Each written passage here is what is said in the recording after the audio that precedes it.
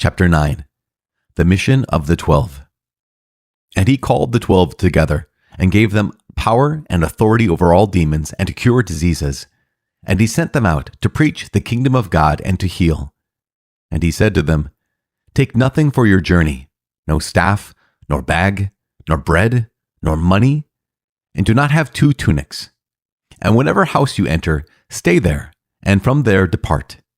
And wherever they do not receive you, when you leave that town, shake off the dust from your feet as a testimony against them. And they departed, and went through the villages, preaching the gospel and healing everywhere. Herod's perplexity.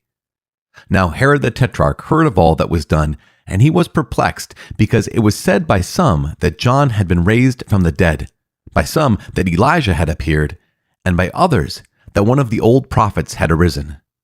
Herod said, John I beheaded, but who is this about whom I hear such things? And he sought to see him. Feeding the 5,000. On their return, the apostles told him what they had done, and he took them and withdrew apart to a city called Bethsaida. When the crowds learned it, they followed him, and he welcomed them and spoke to them of the kingdom of God and cured those who had need of healing. Now the day began to wear away, and the 12 came and said to him, Send the crowd away, to go into the villages and country round about, to lodge and get provisions, for we are here in a lonely place. But he said to them, You give them something to eat. They said, We have no more than 5 loaves and 2 fish, unless we are to go and buy food for all these people. For there were about 5,000 men. And he said to his disciples, Make them sit down in companies, about 50 each. And they did so, and made them all sit down. And taking the 5 loaves and the 2 fish, he looked up to heaven, and blessed and broke them, and gave them to the disciples to set before the crowd. And all ate and were satisfied, and they took up what was left over, 12 baskets of broken pieces.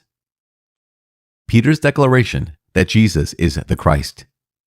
Now it happened that as he was praying alone, the disciples were with him, and he asked them, Who do the people say that I am? And they answered, John the Baptist, but others say Elijah, and others that one of the old prophets has risen. And he said to them, But who do you say that I am? And Peter answered, The Christ of God. But he charged and commanded them to tell this to no one, saying, The Son of Man must suffer many things, and be rejected by the elders, the chief priests, and scribes, and be killed, and on the 3rd day be raised. Taking up one's cross. And he said to all, If any man would come after me, let him deny himself and take up his cross daily and follow me. For whoever would save his life will lose it, and whoever loses his life for my sake, he will save it. For what does it profit a man if he gains the whole world and loses or forfeits himself? For whoever is ashamed of me and of my words, of him will the Son of Man be ashamed when he comes in his glory and the glory of the Father and of the holy angels. But I tell you truly, there are some standing here who will not taste death before they see the kingdom of God. The Transfiguration. Now about 8 days after these sayings, he took with him Peter and John and James, and went up on the mountain to pray. And as he was praying, the appearance of his countenance was altered, and his clothing became dazzling white. And behold, 2 men talked with him, Moses and Elijah, who appeared in glory, and spoke of his exodus, which he was to accomplish at Jerusalem. Now Peter and those who were with him were heavy with sleep, but kept awake, and they saw his glory, and the 2 men who stood with him. And as the men were parting from him, Peter said to Jesus, Master, it is well that we are here. Let us make 3 booths, one for you, and one for Moses, and one for Elijah, not knowing what he said. As he said this, a cloud came and overshadowed them, and they were afraid as they entered the cloud. And a voice came out of the cloud saying, This is my Son, my chosen. Listen to him. And when the voice had spoken, Jesus was found alone. And they kept silence and told no one in those days anything of what they had seen. Jesus heals a boy with a demon. On the next day, when they had come down from the mountain, a great crowd met him. And behold, a man from the crowd cried, Teacher, I beg you to look upon my son, For he is my only child, and behold, a spirit seizes him, and he suddenly cries out. It convulses him till he foams and shatters him, and will hardly leave him. And I begged your disciples to cast it out, but they could not."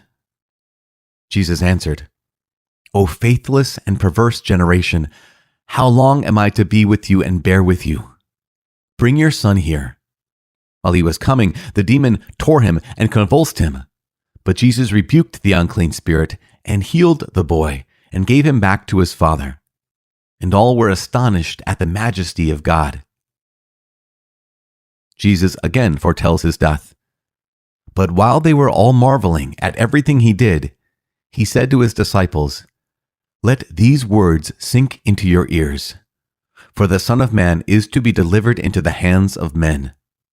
But they did not understand this saying, and it was concealed from them that they should not perceive it, and they were afraid to ask him about this saying. True greatness. And an argument arose among them as to which of them was the greatest.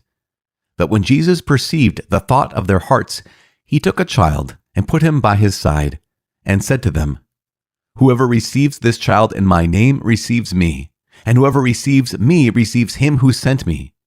For he who is least among you all is the one who is great." Another exorcist. John answered, "Master, we saw a man casting out demons in your name, and we forbade him because he does not follow with us."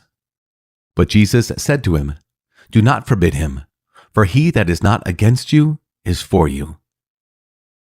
A Samaritan village refuses to receive Jesus. When the days drew near for him to be received up, he set his face to go to Jerusalem. And he sent messengers ahead of him, who went and entered a village of the Samaritans to make ready for him. But the people would not receive him because his face was set toward Jerusalem. And when his disciples James and John saw it, they said, "Lord, do you want us to bid fire come down from heaven and consume them?" But he turned and rebuked them, and they went on to another village.